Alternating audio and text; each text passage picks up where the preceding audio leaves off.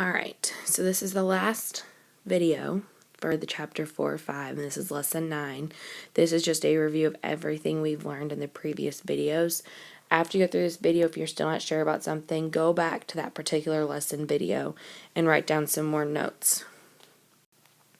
The main things that we've been covering are growth triangles or our slope triangles, and then writing a rule from a table, a tile pattern, and a graph, and then solving for a given variable in which we have decimals or fractions. So those are the main things that you should have been working on throughout the entire chapter.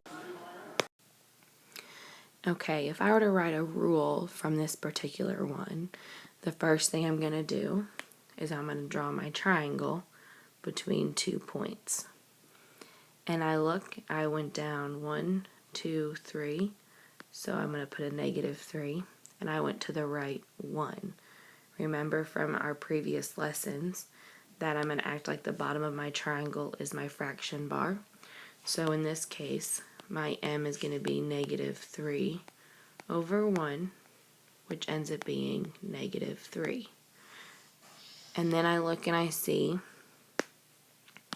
when x is 0, the point of my y-axis is 8. So my rule is going to be y equals -3x plus 8. And again, I can confirm that that works by plugging in a point to double check it. And I also know my slope is going to be negative because my line is negative.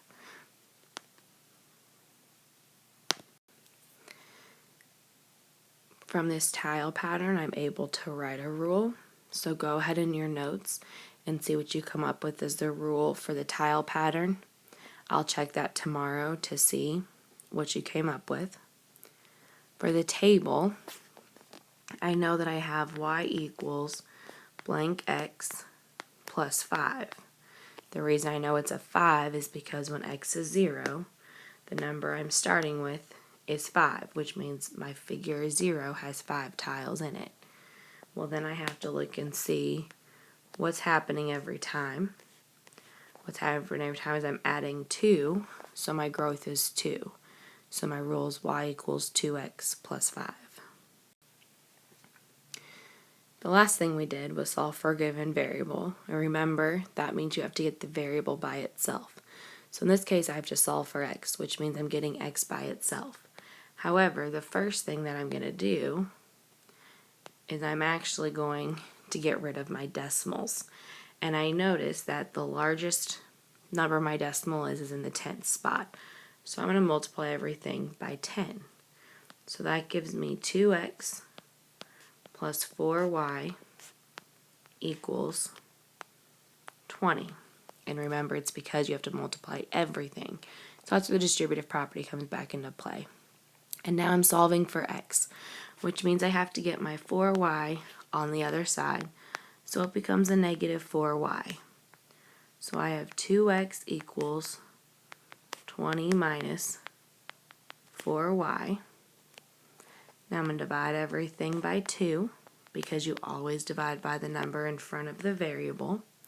And I have to divide everything by 2. If I just divide one thing by 2 and not everything, then my equation's going to be off.